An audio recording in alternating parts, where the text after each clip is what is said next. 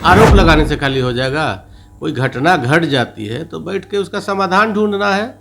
पूरा भारत जब एक है तो फिर हमको तंग तबाह क्यों करेगा? और बिहार के जो मुख्यमंत्री हैं वो बर्दाश्त नहीं करेंगे। आदरणीय तेजस्वी यादव जी को जब पता रहता तो नहीं जाते। तो हम गए, कहीं कोई घटना घट गई तो उसमें तेजस्वी यादव जी का क्या दोष है, या बिहार के मुख्यमंत्री का क्या दोष है? हमारा कहना है कि बिहार के सम्मान के साथ कोई खिलवाड़ करेगा वो कतई बर्दाश्त नहीं होगा। भारत सरकार ने क्या एक्शन लिया? भारत सरकार ने क्या एक्शन लिया बताएं? भारत का ही एक अंग है वो भी ना, बिहार भी भारत का अंग है। बताइए कि 2 करोड़ रोजगार, 15 लाख रुपया, हर गरीब को मकान, अगर पूरा किए होंगे तो 40 का 40 जीत लेंगे। अगर कुछ नहीं किए होंगे तो जीरो भी हो सकते हैं। भारत सरकार ने जो बजट पेश किया उस पर काहे चुप हैं लोग? अपना मुंह मियाँ मिट्ठू, आप अपनी कमी को देखिए ना। हमारे कमी को ढूंढने की जरूरत नहीं, हमारे कमी को ढूंढने के लिए जनता है। नमस्कार, आप देख रहे हैं आरएडी न्यूज़। मैं हूं योगेश चक्रवर्ती। तमिलनाडु में बिहारियों के खिलाफ हिंसा को लेकर सड़क से सदन तक कोहराम मचा है।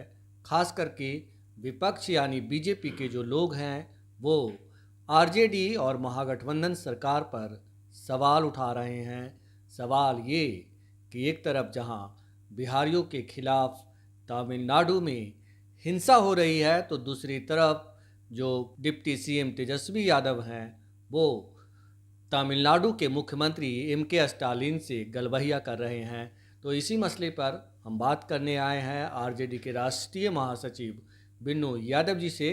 तो आइए उनसे बात करते हैं। जिस तरह से कहा जा रहा है कि तमिलनाडु में 15 लोग मारे गए हैं, 12 से 15 लोगों की मरने की खबर है, अपुष्ट खबर है, और कहा जा रहा है कि तेजस्वी यादव वहां जा कर के एमके स्टालिन से गलबहिया कर रहे हैं। क्या कहना चाहेंगे आप इस पर? देखिए, खबर तो हम लोग भी देखे हैं। अब वो कंफर्म नहीं है कि कितना लोग मरे हैं, क्या है क्या नहीं है। एक चीज़ बताइए, वो एक निजी कार्यक्रम में गए थे, वहाँ के मुख्यमंत्री जी का जन्मदिन था, उसके लिए गए थे वो। तो हमारा कहना है कि जो घटना घटी है वो बहुत निंदनीय घटना है। और आज तो शायद सदन में मुख्यमंत्री जी बोले भी हैं कि डीजीपी या जो हमारे अधिकारी हैं वहाँ के अधिकारियों से बात करके वस्तु स्थिति क्या है उसका समीक्षा करें और इस पर तत्काल रोक लगे। सरकार का दायित्व जो है वो कर रही है। अब मान लिया जाए कि तेजस्वी जी गए, व्यक्तिगत कारण से गए, व्यक्तिगत निमंत्रण था, तो उसमें तेजस्वी जी दोषी कहाँ हैं? आप बताइए कि जिनका नाम लेकर के 2014 से ये लोग सत्ता में हैं, पाकिस्तान में लाहौर में प्रधानमंत्री जी गए ना भाई, और डेली आतंकी घटना तो सेना का घटना तो वहीं से हो रहा है। तो इसके लिए दोषी तेजस्वी जी कहाँ से हैं बताइए आप लोग? मान लिया जाए कि हम कहीं गए और कोई घटना घट गई, तो आज जैसे ही सरकार के संज्ञान में आया है तो सरकार ने आदेश दिया है ना कि हाँ ठीक है, उसकी जांच कराई जाए, बात क्या है सच्चाई का पता लगाया जाए। तो इसमें है तो आगे तो कोई बात है नहीं हमारे समझ से। बीजेपी के लोग कह रहे हैं कि वो एक सिर्फ जन्मदिन का मामला नहीं था, विपक्ष का जमावड़ा था। और 2024 के लोकसभा चुनाव को लेकर के जो है विपक्ष की गोलबंदी में हिस्सा लेने गए थे तेजस्वी यादव जी, जो जन्मदिन तो एक बहाना था। अच्छा, विपक्ष है तो उनसे क्या उम्मीद कीजिएगा? विपक्ष का तो काम ही है आरोप लगाते रहना। वहाँ पर वो जितना भी अगर रिकॉर्डेड भाषण देखिएगा तो उन्होंने कहा है कि जन्मदिन का बधाई हम दे भी रहे हैं और माननीय मुख्यमंत्री जी के तरफ से भी देने आए हैं। तो विपक्ष अपना आरोप लगाते रहते हैं, इनका निराधार आरोप लगाना काम है। ये हमेशा हमेशा सुर्खी बटोरना चाहते हैं। जनता के हित से कोई मामला नहीं है, नहीं इनको सरोकार है जनता के हित से। आप भारत सरकार ने क्या एक्शन लिया? भारत सरकार ने क्या एक्शन लिया बताएं? भारत का ही एक अंग है वो भी ना, बिहार भी भारत का अंग है। वो क्या एक्शन लिए बताएं पहले? वो कहाँ पहल की है? आरोप लगाने से खाली हो जाएगा? कोई घटना घट जाती है तो बैठ के उसका समाधान ढूंढना है। पूरा भारत जब एक है तो फिर हमको तंग तबाह क्यों करेगा। और बिहार के जो मुख्यमंत्री हैं वो बर्दाश्त नहीं करेंगे। आदरणीय तेजस्वी यादव जी को जब पता रहता तो नहीं जाते।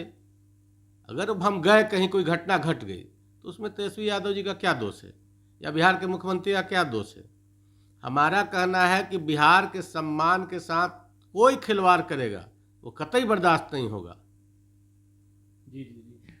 आप बात करें बिहार विधानसभा में जिस तरह से बजट पेश किया गया है, जो बीजेपी के नेता हैं वो कह रहे हैं कि ये बजट गरीब और किसान विरोधी है, क्या कहेंगे आप? भारत सरकार के बजट पर तो ये लोग कुछ नहीं बोले होंगे, पूछे इन लोगों से। बिहार सरकार का जो बजट है ये गरीबों के लिए है, छात्र नौजवानों के लिए है, किसानों के लिए है, व्यापारियों के लिए है, सभी वर्ग के लोग के खुशहाली के लिए है। तो इन पर अब भारत सरकार ने जो बजट पेश किया उस पर काहे चुप हैं लोग।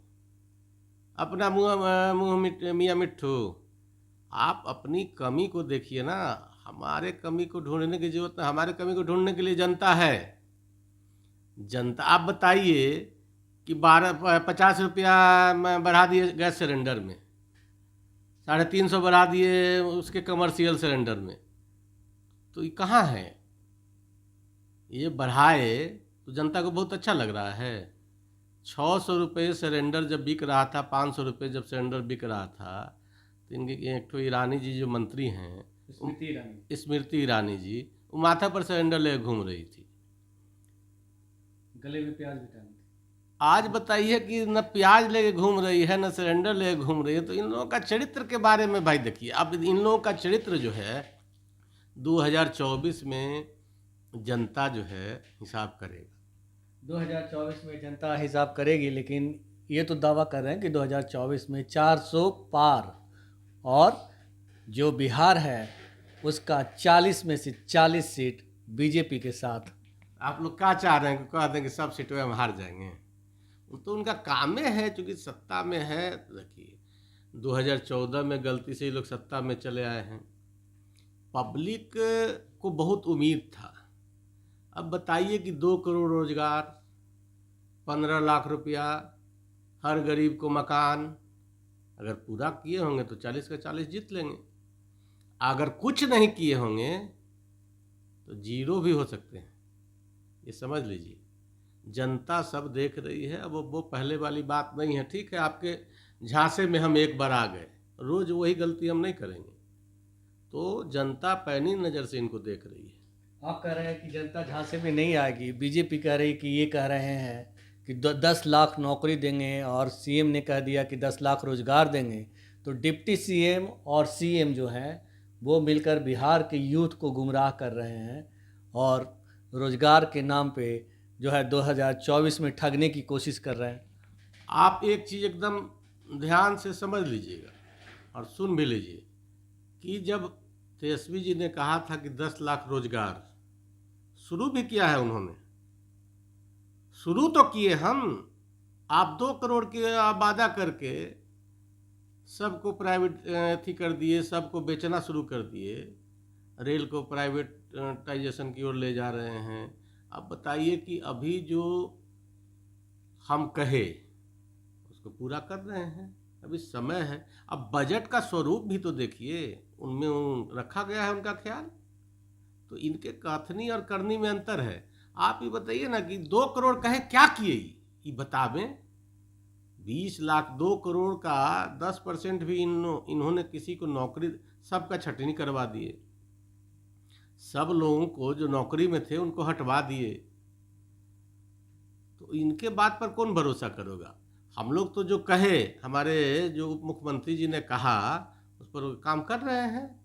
समय लगेगा, 10 वर्षों में इन्होंने कुछ नहीं दिया, हम तो 5 महीना से हैं, 6 महीना से होंगे। तो हमारा निरंतर प्रयास जारी है। इन लोगों का आरोप लगाना काम है, आरोप लगाते रहें, उससे कोई फर्क पड़ने वाला नहीं। जी, हमसे बात करने के लिए आपका बहुत शुक्रिया सर। धन्यवाद। तो ये थे आरजेडी के राष्ट्रीय महासचिव बिनोय यादव, जिनका कहना था कि बीजेपी की कथनी और करनी में फ़र्क है। बीजेपी ने 2 करोड़ लोगों को नौकरियां देने का वादा की थी, लेकिन हुआ कुछ नहीं।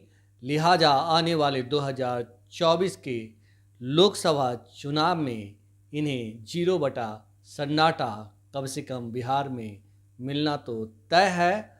और जहां तक रही इनकी बात, तो अभी तो आगाज हुआ है। बजट में नौकरियां का प्रावधान भी कर दिया गया है। योगेश चक्रवर्ती, RAD न्यूज़, पटना।